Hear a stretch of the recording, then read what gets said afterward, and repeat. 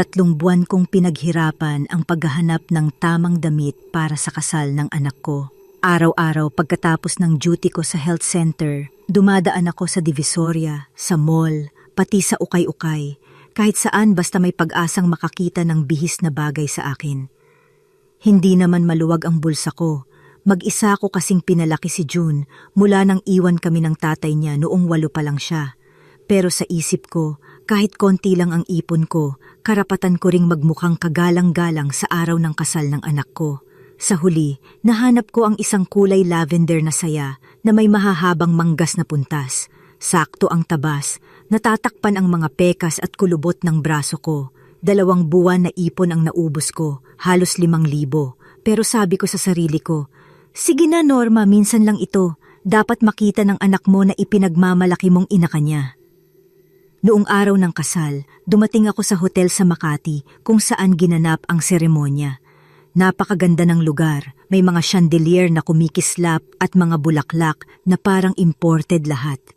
Umupo ako sa 2 hilera, malayo sa unahan. Sabi ni June, mas marami raw bisita si Clarissa at kailangan nila ng espasyo para sa pamilya ng bride.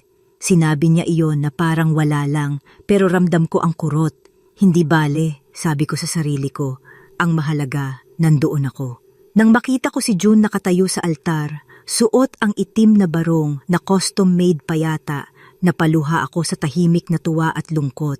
Ako lang ang nagpalaki sa kanya, doble-dobleng trabaho ang tiniis ko, at ngayon heto siya, magiging asawa na. Nang dumating si Clarissa, nakasuot ng puting gown na halatang milyones ang halaga, kinailangan kong tanggapin na maganda nga talaga siya. Ang tindig, ang ngiti, para siyang artista.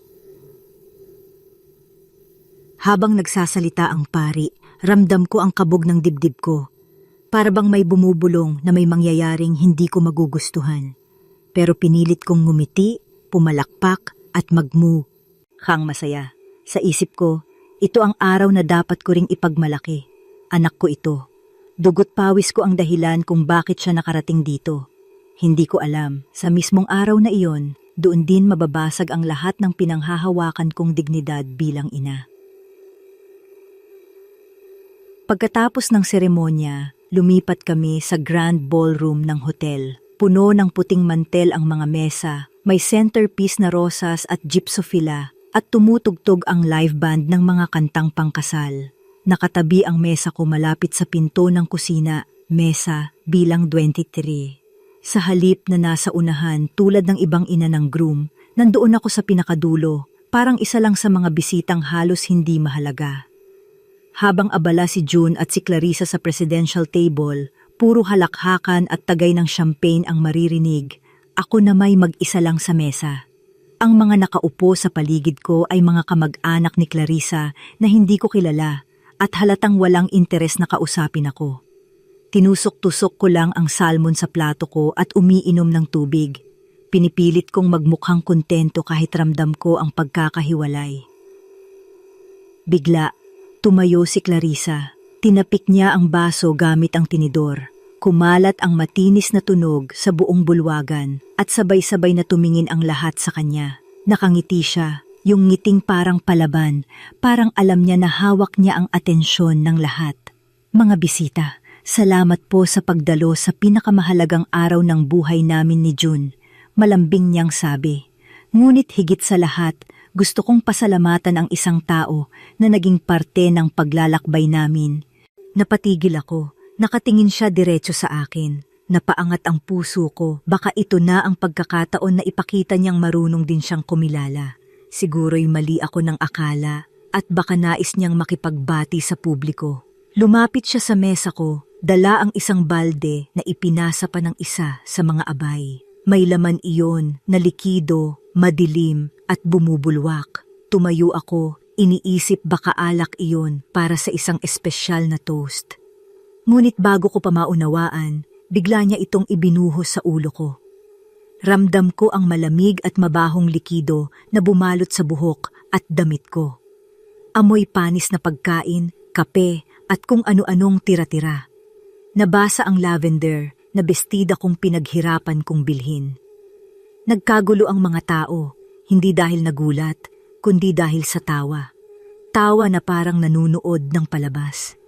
May sumigaw pa ng, "Ay grabe, ang saya, best wedding prank."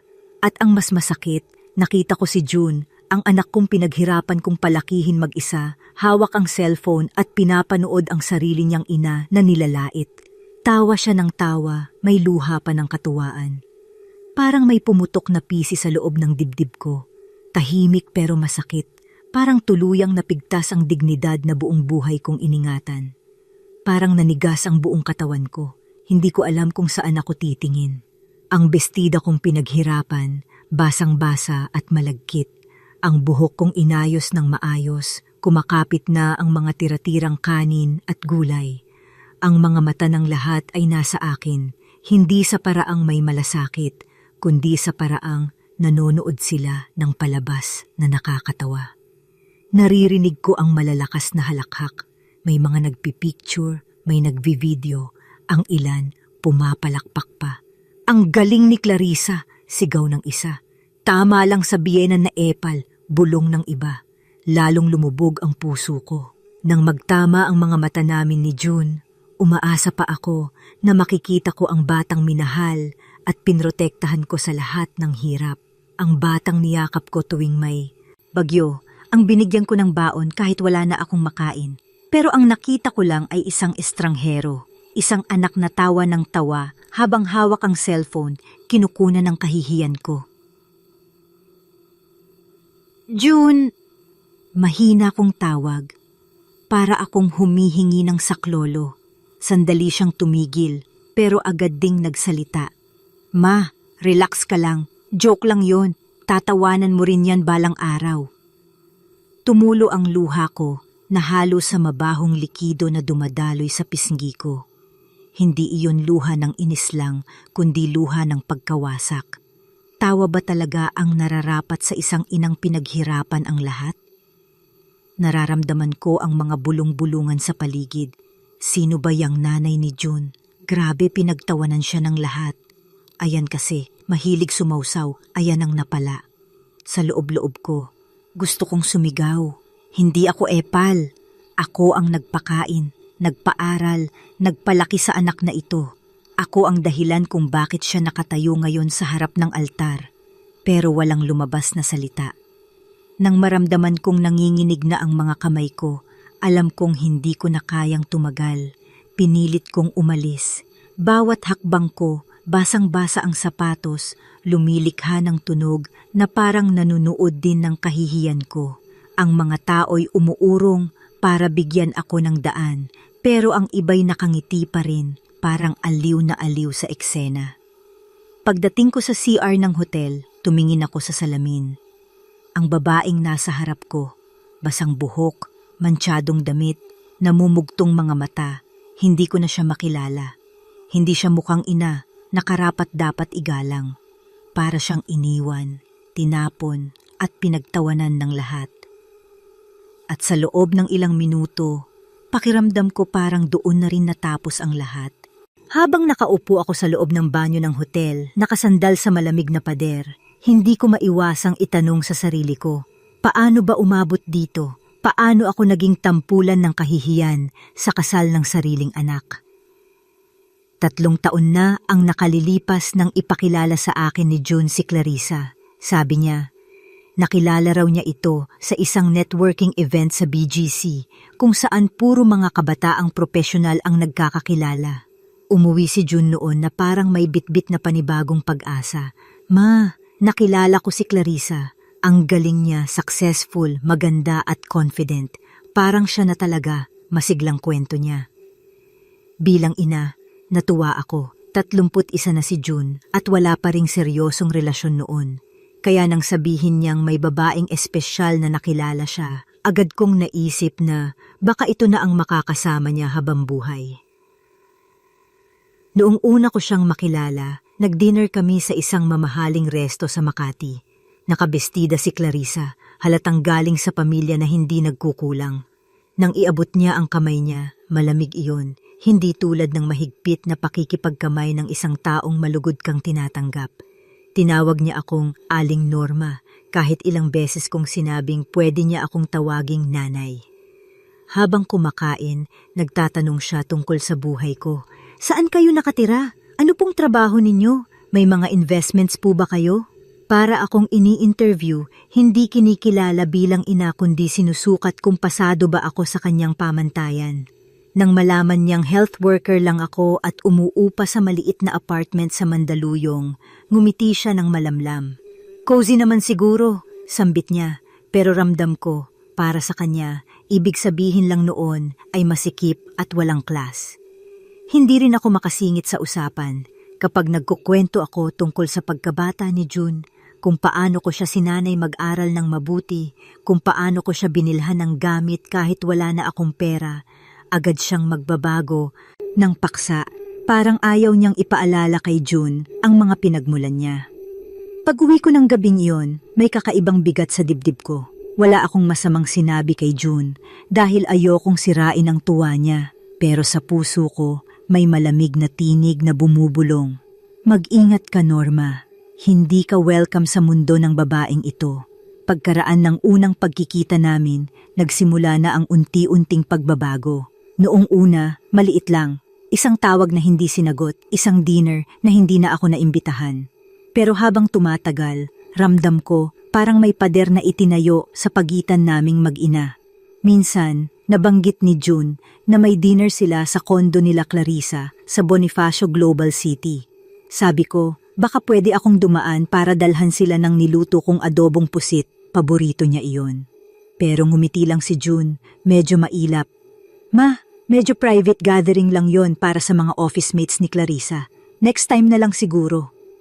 Pero nang sumilip ako sa Facebook kinabukasan, nakita kong andun ang mga dati niyang kaklase, pati mga kapitbahay naming matagal nang hindi nakikita. Halos lahat inimbitahan, maliban sa akin. Siguro hindi ka lang niya sinasadya, bulong ko sa sarili, pero paulit-ulit itong nangyari. Binyag ng pamangkin ni Clarissa? Hindi ako naimbitahan. Birthday dinner ni June? Nalaman ko na lang sa litrato na nasa isang mamahaling resto sila at si Clarissa ang nag-organisa. Kapag sinusubukan ko namang kausapin si June tungkol dito, nagiging depensibo siya. Ma, huwag kang masyadong sensitive. Hindi naman sinasadya ni Clarissa, busy lang talaga siya. Pero anak, bakit ako hindi nakakasama? Tanong ko minsan.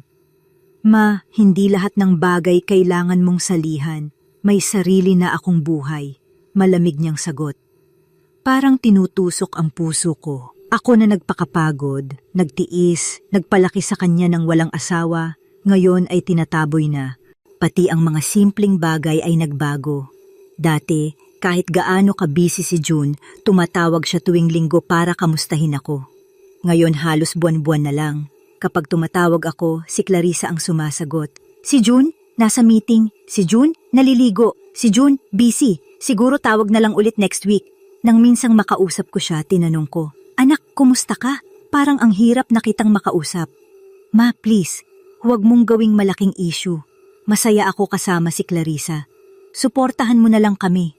Suportahan. Iyon lang ang hinihingi niya. Pero paano ko susuportahan ang relasyong unti-unti akong binubura sa buhay ng anak ko? At doon ko naisip, baka hindi lang basta hindi ako gusto ni Clarissa. Baka may mas malalim pa siyang dahilan. Habang papalapit ang kasal, sinubukan ko pa ring makibagay kay Clarissa. Tinawagan ko siya minsan para mag-alok ng tulong sa wedding preparations. Iha, baka gusto mong samahan kita pumili ng bulaklak o kaya ng mga souvenirs? Narinig ko ang bahagyang tawa niya sa kabilang linya. Naku, Aling Norma, hindi na po kailangan. May wedding planner na kami. Wala na po kayong dapat alalahanin. Relax na lang po kayo. Parang may kurot sa dibdib ko. Alam kong hindi pa ako sanay tawaging Aling Norma, lalo na't ako ang magiging biyenan niya. Gusto ko sanang pakiusapan na tawagin akong nanay, pero ramdam ko na ayaw niyang gawin iyon. Sa mga pagkakataong nagkikita kami, palagi siyang may pahaging. Isang beses, nagdala ako ng nilutong pansit para sa kanila. Pagbukas niya ng takip, ngumiti siya, pero hindi magiliw. Ay, ang traditional, sabi niya. Pero Clarissa, masyado kang health conscious, 'di ba? Singit ng isa niyang kaibigan. Oo nga, sagot niya. Kasi Sanay kasi ako sa organic at imported. Pero sige, tikman natin. Ramdam kong hindi niya iyon pinuri. Para bang ipinakita niyang luma at mababa ang panlasa ko kumpara sa kanya, pati mga reg. Aloko, nilalait niya. Noong Pasko, binigyan ko sila ng kumot na mano-mano kong tinahi. Nilagay ko doon ang mga disenyong sumisimbolo sa mga alaala namin ni June, unang araw niya sa eskwela, graduation at iba pa. Sa harap ng mga bisita, binuksan niya iyon at ngumiti ng malamig. Wow, very rustic. Ang hirap lang isipin kung saan namin ito ilalagay sa kondo, sabi niya. Tumawa ang mga kaibigan niya, hindi sigawan ng insulto pero halatang may halong pang-uuyam. Para akong bata na pinagalitan sa harap ng buong klase. Si June? Nakangiti lang, parang walang mali. Nang kausapin ko siya kinabukasan, ang sabi niya, "Ma, huwag mong masyadong damdamin. Ganun lang talaga magsalita si Clarissa." Pero para sa akin malinaw na. Hindi lang siya basta suplada. Unti-unti, ginagawa niyang maliit ang halaga ko. Isang ina na dapat igalang para tuluyang mawala ang boses ko sa buhay ng anak ko. At habang papalapit ang kasal, lalo ko nang naramdaman. Darating ang araw na ipapakita niya sa lahat kung saan lang talaga niya ako gustong ilagay. 6 na buwan bago ang kasal, tumawag si June sa akin. Ramdam ko agad sa boses niya na may hindi magandang sasabihin. "Ma," sabi niya, "napag-usapan namin ni Clarissa tungkol sa role mo sa kasal." Napangiti ako. Akala ko'y isasama nila ako sa paglalakad sa aisle o ipapaupo sa unahan gaya ng karaniwan. Pero sumunod ang mga salitang tumarak sa dibdib ko. "Ma, baka pwede na lang. Ikaw ang magbasa ng isang talata mula sa Biblia sa ceremony. Para may part ka rin." Natahimik ako. Isang pagbasa lang, pagkatapos ng lahat ng sakripisyong ginawa ko, iyon lang ang papel ko. "Anak, hindi ba't karaniwan ang ina ng groom ay nasa unahan? Minsan pa nga, isinasama siya sa paglalakad?" Maingat kong tanong. "Ma, huwag mo nang isipin. Gusto lang ni Clarissa na balanse. Pareho kayong magbabasa ng nanay niya," sagot ni June. Parang tinanggalan ako ng karapatan. Ang lahat ng taon ng pagtatrabaho ko ng double shift, ang lahat ng gabing nag-alala ako kung paano ko siya mapapagtapos, lahat ng iyon ay nauwi sa isang papel na halos dekorasyon lang. Habang papalapit ang araw ng kasal, hindi man lang ako tinanong tungkol sa venue, menu, o kahit sa kulay ng entourage. Lahat desisyon ni Clarissa at ng wedding planner niya. Si June, parang nakikisakay lang. Ang mga tawag niya sa akin ay puro impormasyon, hindi pakikipag-usap. "Ma, lavender at puti ang motif." "Ma, salmon at chicken ang ulam." Wala man lang, "Anong palagay mo?" o "Gusto naming makuha ang opinyon mo." Sa kabila ng lahat, bumili pa rin ako ng lavender na bestida. Sabi ko, kahit papaano, babagay ako sa motif. Kahit doon lang, makikihalo ako sa tema. Pero sa araw ng kasal, doon ko tuluyang naramdaman na hindi ako ina ng groom. Isa lang akong bisita na halos hindi mahalaga. Hindi ako isinama sa entrance. Hindi ako nakaupo sa unahan. At nang marinig ko ang bulungan ng mga tao, ramdam ko ang ibig nilang ipahiwatig. Si Clarissa na ang reyna di to. Si Aling Norma, nakatabi na lang. At sa loob ko, may nagbabala. Hindi pa ito ang pinakamasakit. May plano pa siyang mas malala. Pagdating ng reception sa ballroom, halos puno ang paligid ng halakhakan at ingay ng mga bisita. Habang nakaupo ako sa mesa sa likod, pinipilit kong magpanggap na kontento kahit ramdam kong wala akong lugar doon. Ang mga kamag-anak ni Clarissa ay masaya, nagkukwentuhan, samantalang ako'y tahimik na sinusubo ang kaunting kanin at ulam na halos hindi ko malunok. Bigla tumayo si Clarissa, dala ang kanyang mala-artista na ngiti. Tinapik niya ang baso gamit ang tinidor at ang buong kwarto'y natahimik, lahat ng mata nakatuon sa kanya. "Mga mahal naming bisita," malambing niyang simula. "Salamat sa pagdalo sa pinakamahalagang araw ng buhay namin ni June. At ngayong gabi, gusto kong bigyan ng espesyal na sorpresa ang isang tao." Napatingin siya diretso sa akin. Umangat ang puso ko. Akala ko, sa wakas, Kikilalanin niya ang sakripisyo ko. Marahil ay nais niya akong ipahiya noon sa isip ko, pero baka naman nagbago siya at ito'y paraan para magpakumbaba. Lumapit siya sa mesa ko, dala ang isang balde na ibinigay pa ng isa sa mga abay. Hindi ko man makita agad ang laman, inisip kong baka alak iyon para sa toast. Tumayo pa ako, handang tanggapin kung anuman ang plano niya. Ngunit sa isang iglap, bumuhos ang malamig, mabahong likido sa ulo ko. Ramdam ko ang lagkit at bigat ng mga tira-tirang pagkain, kape, balat ng prutas, at panis na sabaw na dumaloy sa buhok at bestida kong pinaghirapan kong bilhin. Saglit akong napatigil, hindi makagalaw. Ang paligid, sumabog sa tawa. Hindi iyon mga mahinhin na halakhak kundi malalakas, parang palabas sa komedya. May sumisigaw pa. Grabe, ang lupit ni Clarissa. Best wedding prank ever. Sa gilid ng mata ko, nakita ko si June, ang anak kong pinaghirapan kong palakihin mag-isa. Hawak ang cellphone, kinukunan ako habang basang-basa at nilalait sa harap ng lahat. Hindi lang siya ngumiti, tawa siya ng tawa, may luha ng katuwaan sa gilid ng mga mata niya. Parang sumabog ang tahimik na pisi sa loob ng dibdib ko. Walang sigaw, walang eksena, isang marahas na punit sa puso ng isang ina. At doon ko napagtanto, sa gabing iyon, hindi lang bestida ang winasak nila ang dangal ko. Nang bumuhos ang balde sa akin, para akong nalunod sa sariling hiya, basang-basa ang bestida kong pinaghirapan, lagkit ng buhok ko, at amoy panis na pagkain ang dumidikit sa balat ko. Habang pinagtatawanan ako ng lahat, wala akong narinig kundi ang malalakas na halakhak at bulungan. Ang saya! Ang galing ng bride. Deserve ng biyenan na yan. Content na to, viral sigurado. Bawat salitang iyon ay parang sibat na tumatama sa akin. Hindi ako makapaniwala na ako ang ginagawang palabas sa mismong araw na dapat ipinagmamalaki ko bilang ina ng groom. Naglakad ako palayo, mabigat ang mga sapatos na basang-basa. Ramdam ko ang bawat tingin ng mga bisita. Hindi may malasakit, kundi nanunood lang ng eksena. May ilan pang humarang sandali para makakuha ng mas malinaw na video ng mukha kong puno ng lagkit at luha. Nakita ko si June, nakatayo malapit sa stage. June, mahina kong tawag, pilit pa ring umaasa.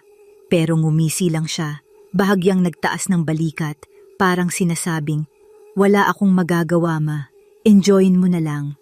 Doon na tuluyang bumigay ang tuhod ko. Kung hindi lang ako pinilit ng hiya at galit na magpatuloy sa paglakad, baka bumagsak ako sa gitna ng ballroom. Dumiretso ako sa CR, nanginginig ang kamay habang sinusubukang alisin ang mga dumikit na tira-tira sa buhok at mukha ko. Pero kahit ilang hugas, hindi matanggal ang amoy ng panis na pagkain at higit sa lahat, hindi ura ang tingin ng mga tao sa akin. Habang nakaharap ako sa salamin, hindi ko na nakilala ang sarili ko. Ang babaeng nakatingin pabalik ay hindi na si Aling Norma, na matapang na nagpalaki sa anak mag-isa. Hindi siya ang inang buong buhay ay nagpakahirap para sa isang mas magandang bukas. Siya ay isang babaeng winasak ng sariling anak at manugang sa harap ng daan-daang tao. Tumulo ang luha ko. Ang bawat patak ay parang sumpa, patunay ng sakit na hindi ko na kayang burahin. At doon, sa gitna ng lamig ng CR, nagpa siya akong umalis. Hindi na ako babalik sa resepsyon. Hindi ko na kayang marinig pa ang halakhak nila. Lumabas akong tahimik, basang-basa at walang dignidad. At sa bawat hakbang palabas ng hotel, naramdaman ko na parang may isang pintuan sa buhay ko ang tuluyang isinara ng anak ko. Habang nakasakay ako sa jeep pa uwi, nakapulupot sa akin ang malamig at malagkit na amoy ng kahihiyan. Walang gustong umupo sa tabi ko. Ang konduktor nag-abot ng pamasahe pero tinakpan ng ilong. Lahat ng tao dumidistansya para akong may sakit na nakakahawa. Napapikit ako at biglang bumalik ang mga alaala. Mga taon ng pagtitiis para mapalaki si June. Naalala ko pa noong maliit pa siya, bitbit ko siya habang pumapasok ako sa health center. Kapag nagtatakbo siya sa waiting area, tatawagin ko siya at isusubo sa kanya ang baon naming pandesal.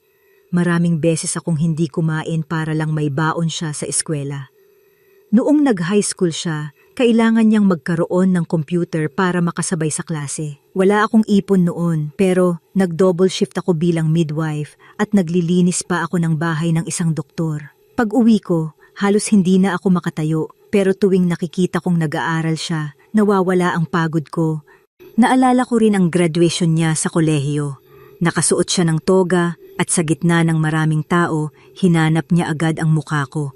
Yumakap siya at bulong niya, "Ma, lahat ng ito dahil sa iyo." Sa sandaling iyon, pakiramdam ko lahat ng paghihirap ko ay may saysay. Ngayon ako'y isang palabas lang, pinagtawanan sa harap ng lahat. Ang anak na minsan nagsabi ng salitang dahil sa iyo ay siya ring tumawa habang winawasak ang dangal ko. Napaluha ako habang sumasabay sa ugong ng jeep. Sa isip ko, paulit-ulit ang tanong, paano naging ganito si June? Paano niya nakayang maging manhid sa lahat ng ginawa ko? Parang binura ng isang iglap ang lahat ng taon ng sakripisyo. Ang mga gabing gising ako habang may lagnat siya. Ang mga pagkakataong tinanggihan ko ang sarili kong pangangailangan para sa kanya. Ang mga dasal na sana'y magkaroon siya ng magandang kinabukasan. At ngayon, ang kapalit lang nito ay tawa at pangmamaliit. Habang lumiliko ang jeep sa madilim na kanto, napakapit ako sa bag ko at pumikit ng mahigpit. Sa unang pagkakataon bilang ina, naramdaman ko, baka mali ang pinaglaban ko. Pag-uwi ko ng bahay, hindi pa man sumisikat ang araw kinabukasan, alam na ng buong barangay ang nangyari sa kasal. Sa Pilipinas, mas mabilis pa sa internet ang bibig ng kapitbahay. Paglabas ko para bumili ng pandesal, ramdam ko ang mga matang nakatingin. May mga bulungan sa likod ko. Ayun siya, yung biyena na binuhusan ng pagkain sa kasal. Naku, kawawa naman. Pero baka may ginawa rin siya. Grabe, sa hotel pa talaga nangyari. Nakakahiya. Parang bawat hakbang ko ay dinidikitan ng hiya. Ang mga tindera sa palengke biglang tumatahimik pag dumadaan ako. Ang mga nanay na dati nakikipagtsismisan sa akin, ngayon ay nagkakatinginan lang at nagbubulungan. Isang umaga, narinig ko ang dalawang tricycle driver na nag-uusap habang bumibili ng yosi. Pre, napanood mo ba sa TikTok? Viral ay yung video ng kasal ni June. Yung nanay niya binuhusan ng bride. Ang dami ng views. Oo nga, ang dami pang memes. Ang sakit lang, ina niya pa mismo. Halos mabitawan ko ang bitbit kong gulay sa narinig ko. Viral? Hindi lang pala kahihiyan sa harap ng mga bisita, kahihiyan sa buong bansa. Pag-uwi ko, tinangkang tawagan si June. Anak, kumakalat na raw sa internet ang video. Pakiusap, ipatanggal niyo naman. Pero malamig ang boses niya. Ma, relax. Normal lang yon.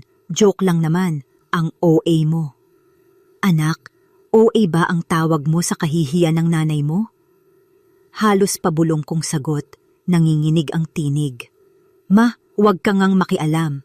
Masisira lang ang relasyon namin ni Clarissa. Huwag mo na palakihin. Ibinaba niya ang tawag at naiwan akong hawak ang cellphone, nanginginig ang kamay.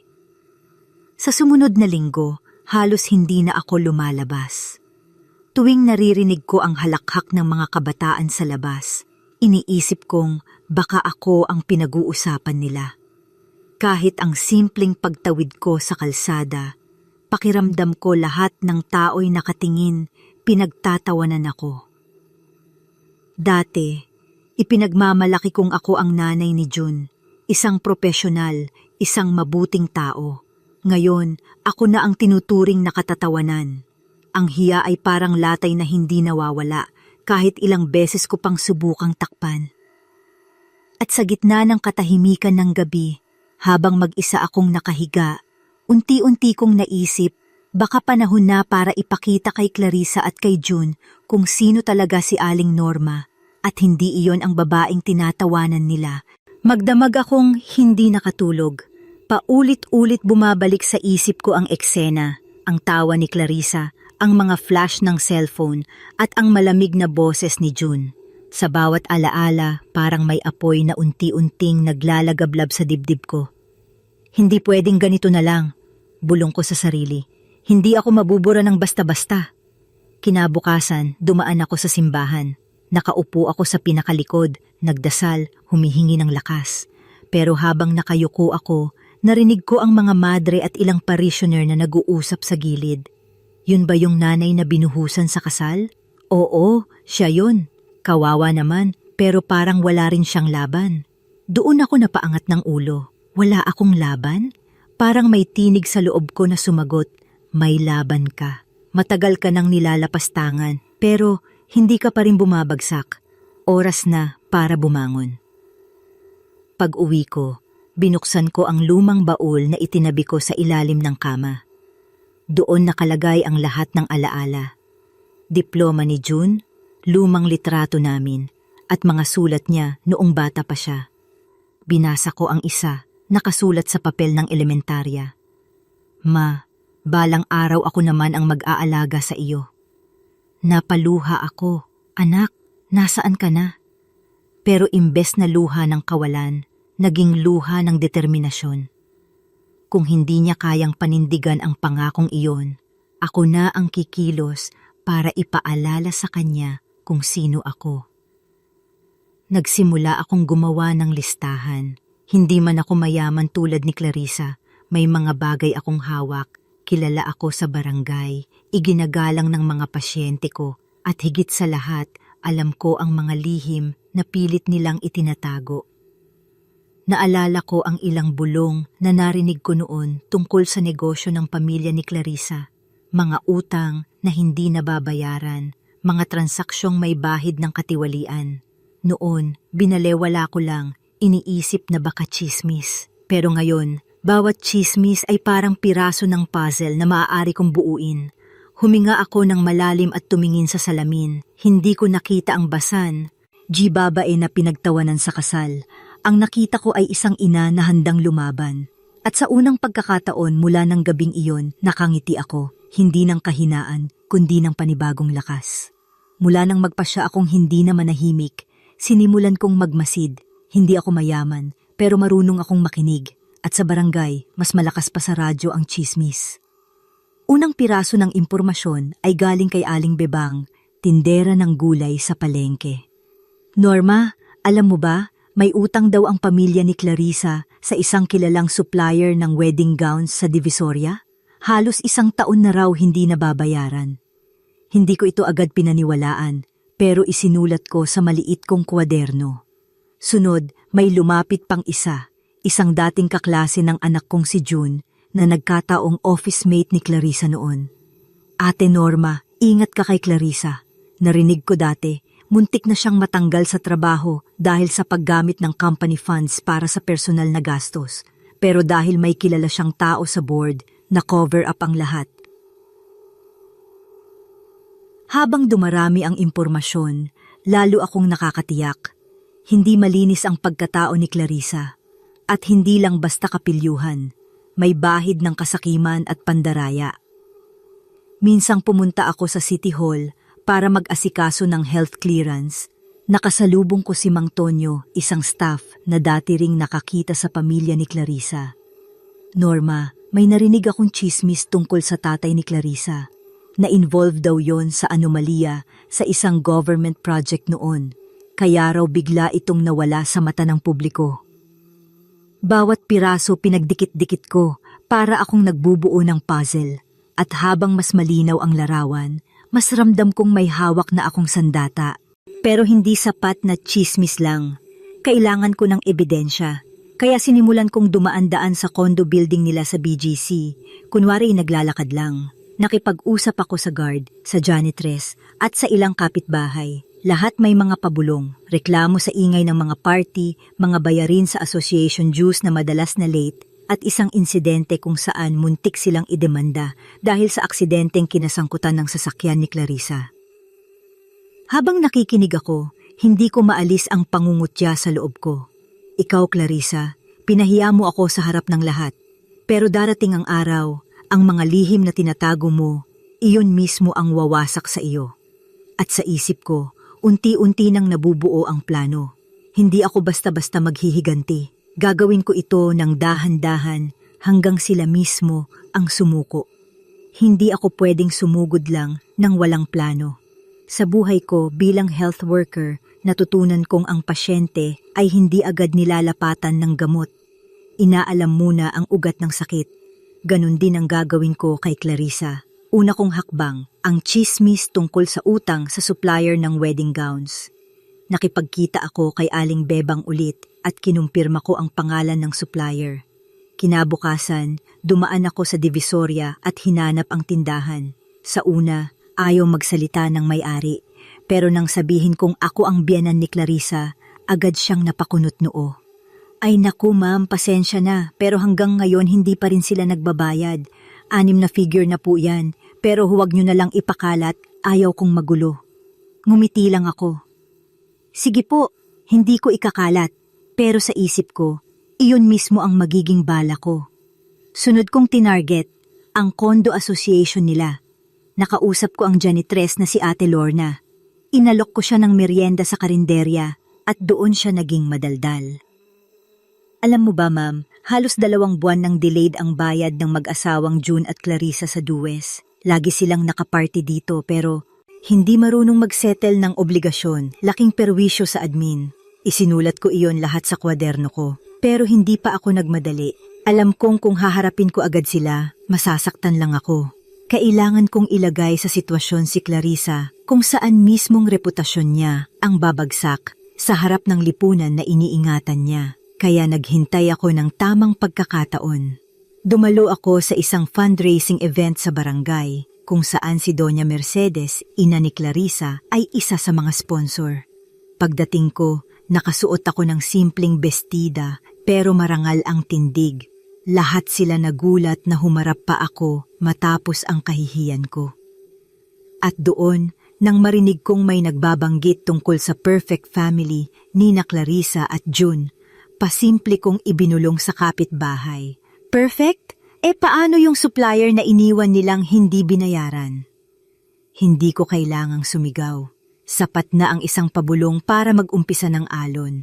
Sa ilang minuto lang, may mga nagtanong, may mga nagbulungan, at bago matapos ang gabi, ramdam kong nagsimulang kumalat ang maliit na bitak sa imahen ni Clarissa. At sa puso ko, naramdaman ko, ito pa lang ang simula. Makalipas lang ang ilang araw mula ng fundraising event, nagsimula ng magbago ang ihip ng hangin. Una kong nabalitaan mula kay Aling Bebang na kumalat na raw sa mga supplier sa Divisoria ang balitang hindi nagbabayad si Clarissa. Norma, sabi niya habang nag-aabot ng gulay. Kinukwento na ng mga tindera na huwag nang umasa ng bayad sa pamilya ng manugang mo. At ang masama, ayaw na raw nila muling makipagtransaksyon kay Clarissa. Laking hiya nila. Nang marinig ko iyon, hindi ko mapigilang mapangiti ng palihim. Hindi ko kailangan ng malaking kilos. Sapat na ang isang bulong para mabago ang tingin ng tao. Sa kabilang banda, si June ang tumawag sa akin isang gabi. Ma, may kumakalat na chismis tungkol kay Clarissa. Totoo bang galing sa iyo iyon? Malamig ang boses niya. Anak, kung totoo ang chismis, bakit ka nagagalit? Dapat ba akong manahimik kahit alam kong mali? Ma, hindi mo naiintindihan. Reputasyon namin ang nakasalalay dito. Hindi, June. Ang hindi mo naiintindihan. Reputasyon ko rin ang winasak nyo noong kasal. At ngayon, mararamdaman nyo kung paano masira sa mata ng tao. Napatigil siya. Wala na siyang nasabi kundi, Ma, huwag mong palakihin. Ibinaba niya ang tawag at alam kong natatakot na siya. Samantala, sa kondo nila, narinig kong may kumalat na aberya. Mismong kapitbahay nilang si Ate Lorna ang tumawag sa akin. Norma, kanina nagwawala si Clarissa sa lobby. Pinadalhan daw sila ng demand letter ng condo association dahil sa delayed payments. Ang dami pang nakakita, nakakahiya raw talaga. Habang ikinukwento iyon ni Ate Lorna, para akong nakaramdam ng kakaibang ginhawa. Hindi ito simpleng chismis na lang. Unti-unti na silang natatamaan ng mga pagkukulang nila. Sa barangay, naririnig ko na ring may mga nagtataka. Kung perfect talaga si Clarissa, bakit may utang sa supplier? Bakit hindi makabayad ng condo dues kung ang yaman-yaman nila ang gatanong na iyon? Hindi ko kailangang sagutin. Ang tao na mismo ang huhusga. At habang nakatingin ako sa langit isang gabi, bulong ko sa sarili. Clarissa, nagsisimula ka ng malasahan ang pait ng kahihiyan. Pero tandaan mo, hindi pa ito ang katapusan. Ito pa lang ang unang pagyanig. Makalipas ang ilang linggo, lalo pang lumaki ang usapan tungkol kina June at Clarissa. Hindi na lang ito tsismis sa barangay, pati mga kaibigan nila sa social media ay nagsimulang magtanong. Isang gabi habang nasa harap ako ng tindahan ni Aling Bebang, nakita ko ang ilang kabataang nag-uusap. "Uy, nakita mo ba post ng kaklase ko?" Sabi niya. "Yung manugang ni Aling Norma, may utang daw sa supplier. Ang kapal ng muka, high class kuno. Grabe, kaya pala ang yabang niya nung kasal." Tawa-tawa pa habang binubuhusan yung biyenan. Ayan, karma. Napailing ako pero hindi nagpahalata. Sa loob-loob ko, unti-unti na. Samantala, dumating ang balita mula kay Ate Lorna sa kondo. "Norma, halos araw-araw nag-away sina June at Clarissa." Naririnig pa sa hallway. Sabi ng isa naming kapitbahay, pinagdidiskitahan na ng board na idemanda sila kung hindi pa magbabayad. Hindi ko na kailangang lumapit para makita. Imagine ko pa lang kung paano nagwawala si Clarissa, sumisigaw kay June, sinisisi ang lahat ng tao, pero hindi kailanman ang sarili niya. Minsang nag-text si June sa akin, "Ma, please tama na, ang dami ng issue." Si Clarissa, halos hindi na makalabas sa social events kasi kinakausap siya ng mga tao tungkol sa utang. Sumagot ako, "Anak, hindi ako ang gumawa niyan. Ang katotohanan mismo ang kumakalat. Kung hindi kayo nagtatago ng baho, wala sanang nahuhukay." Hindi na siya nag-reply. Samantala, si Doña Mercedes, ina ni Clarissa, nagsimulang lumapit sa akin sa isang barangay event. Hindi siya ang tipong bumababa ng tingin, pero lumapit siya at bumulong. "Norma, baka pwedeng tigilan mo na. Pamilya na tayo ngayon." Tinitigan ko siya. "Pamilya? Noon pa dapat. Pero bakit nung araw ng kasal, pinabayaan niyo akong ipahiya?" Wala siyang naisagot. Lumingon lang siya palayo, halatang siya mismo ay nadadamay na. Sa mga mata ng lipunan, nagsisimula ng mabasag ang imaheng perpektong pamilya na pilit ipinapakita ni na June at Clarissa. Ang dating bida sa kasal, ngayon ay usap-usapan dahil sa utang, gulo at eskandalo. At sa bawat bulong na naririnig ko, lalo kong nararamdaman. Bumabalik ang boses ko. Hindi na ako ang tahimik na inang pinagtawanan nila. Ako na ang nagdidikta kung anong istorya ang ikakalat. Akala ko noong una, si Clarissa lang ang tatamaan ng lahat ng kumakalat na balita. Pero hindi ko inaasahan na pati si June dahan-dahang madadamay. Isang hapon, dumalaw sa akin si Mang Domeng, dating kumpare ng tatay ni June na nagtatrabaho ngayon sa isang opisina sa Ortigas. "Norma," sabi niya, "narinig ko sa mga katrabaho ko, nagkakaproblema raw si June sa kumpanya. May mga kliyente na nagtataka kung totoo bang maayos siyang tao kasi nababalita ang gulo nila ni Clarissa. Sabi pa ng iba, baka hindi daw siya seryoso sa trabaho kasi kahit personal na buhay niya, hindi niya kayang ayusin." Napaupo ako sa upuan, parang may malamig na dumaloy sa katawan ko. Anak ko na mismo ang nagiging kasamang nadudurog ng imahe ng asawa niya. Kinabukasan, tumawag si June, halata ang bigat sa boses niya. "Ma, nagka-meeting kami kanina. Pinagsabihan ako ng boss ko na linisin ko raw ang pangalan ko kasi naapektuhan ang account na hinahawakan ko. Paano ko gagawin iyon kung lahat ng tao pinagtatawanan kami?" Naiiyak ako pero pinigilan ko ang sarili. "Anak, hindi ko ginusto na ikaw Madame, pero dapat mong makita kung paano mo ako iniwan sa kahihiyan. Ang lahat ng ito, bunga ng pagpapabaya mo." "Ma, hindi ko alam. Sobra na. Si Clarissa halos hindi makatulog. Ako naman muntik nang matanggal sa trabaho. Saglit akong natahimik. May kirot sa puso ko bilang ina. Hindi ko gusto na tuluyang mabagsak si June.